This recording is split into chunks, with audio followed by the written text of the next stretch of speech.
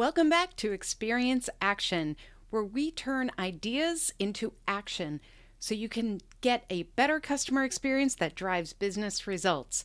I'm Jeannie Walters, and today we are talking about something that could be a game changer for your organization. Let's listen in for this great question. What tools and techniques can help you extract meaningful insights from overwhelming amounts of customer data? Let's face it, so many organizations are drowning in customer data. We are in a position where we have so much data, it's hard to figure out what insights matter. How can we find something to really act on? And so, in today's environment where we have data coming in from so many different places, it's really important to make sure that we're not just swimming in it for the sake of it, that we are starting from a place where we need a clear objective. So the first thing I want to talk about before we even dive into tools or technology is that making sure that you have a clear objective for what do you want to use the data for. That's the only way you'll really be able to point yourself in the right direction to find the data that you need. Start with that objective. So for example, if you are trying to improve customer retention, you should be focusing on analyzing customer behavior over time. If you notice that there is a drop in renewals, make sure you look back on behavior leading up to that renewal point. So as you look for data, make sure that you're not just looking for data, but you're looking for meaningful data that will help you act on the very pain points that you're looking to solve. Now, there are so many tools out there that we want to make sure that we start with tools that are about the gathering and integrating data from different touch points. Now, many companies are still dealing with data silos. This is where we have information across different departments, different systems, and we don't have that centralized view of the customer. This is where something like a customer data platform or a CDP can be very helpful. We want everybody in the organization who is serving customers to understand where that customer is on the journey, everything that's happened in the past, and have the right information at the right moment in the journey to serve them best. Now, the best way to do this is to have that customer data platform. Not all organizations are going to be ready for this or even have a way to implement it. So do what you can to centralize what you can. Now, there are different platforms out there. You may have heard of Telium. Adobe has something called Adobe Experience Platform. There are things like the SAP suite. So there are so many different ways to look at data. Start where you can. If you have the ability to bring it into a customer data platform, great. If not, do what you can to centralize it. Now, we also talk about once we have that data, what do we do? If we know we have something we are trying to do with that data, that's our objective. We have it in a centralized place. Now what?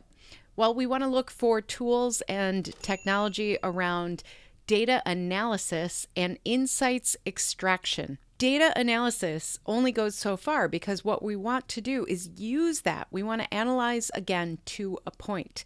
We want to make sure that we have a goal, we have an objective, we know exactly what we're looking for. Sometimes what happens when you're doing this analysis is that you will see other opportunities to either improve something or address a pain point or even just find something that you want to look more into. That's fine. That's part of this process. So as you think about how to get the right insights, this is where artificial intelligence or AI and machine learning can really help because they can identify patterns in ways and at a pace that humans just can't get to. So if you have the ability to lean into AI here, this can be very helpful.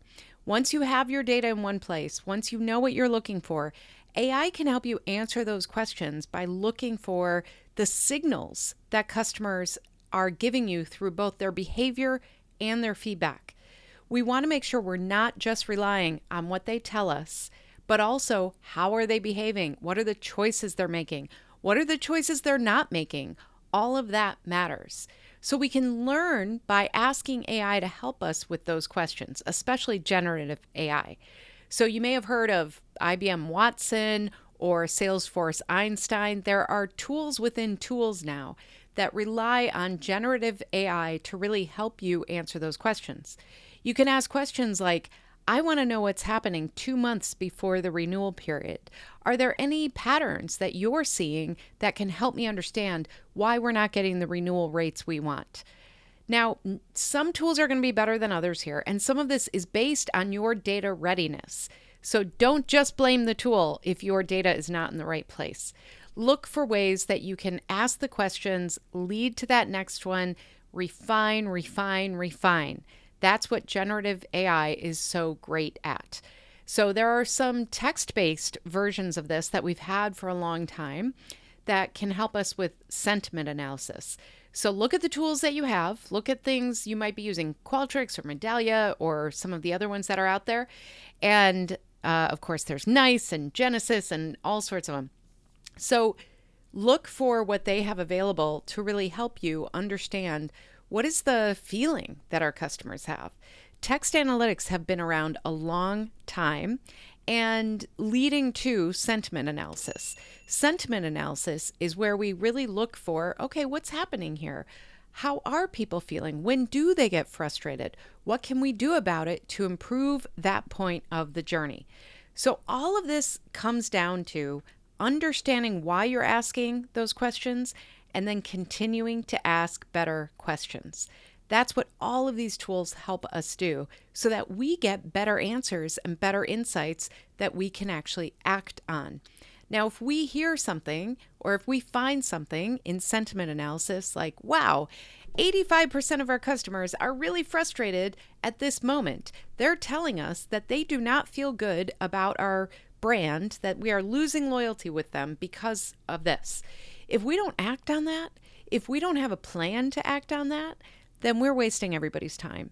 So no amount of analysis, no amount of insights will help you act if you are not ready to act. So make sure that before you go down any of these pathways to investigate your data, that you have a plan, you have buy-in, you have a way to move forward. And this is why at Experienced Investigators, we always start with strategy. We approach customer experience from an idea that it's a mindset, strategy, and discipline. Many organizations think it's mindset and that's it. Or they think it's mindset and then suddenly they go to tactics and they decide that they're going to respond to every pain point.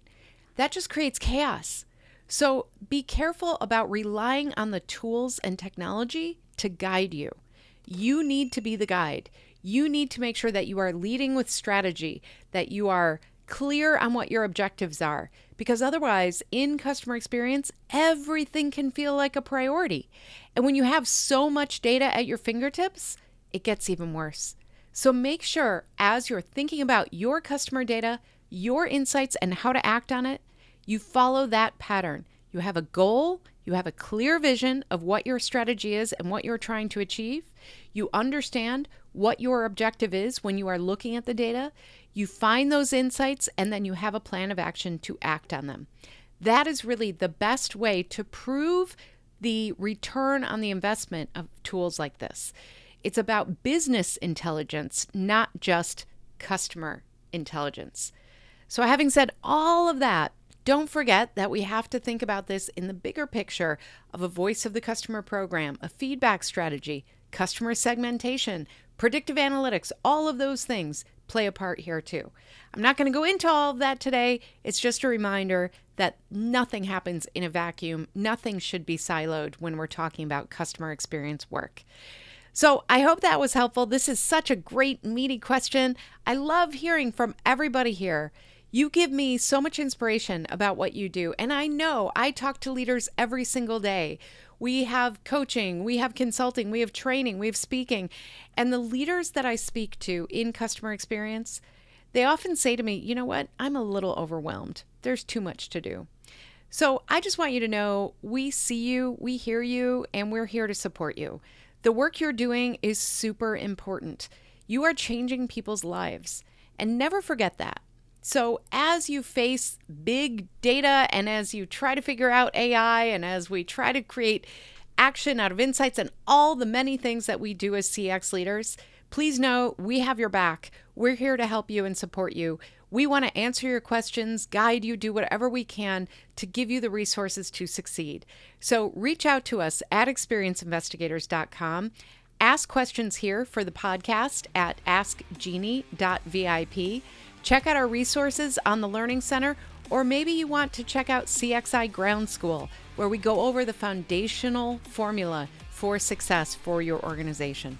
We have all these resources because we believe in you. So take a deep breath, feel proud about what you do, and I cannot wait to answer your question next time. Thanks for joining us on the Experience Action Podcast. I'm Jeannie Walters, and I'll see you next week. To learn more about our strategic approach to experience, check out free resources at experienceinvestigators.com, where you can sign up for our newsletter, our Year of CX program, and more. And please follow me, Jeannie Walters, on LinkedIn.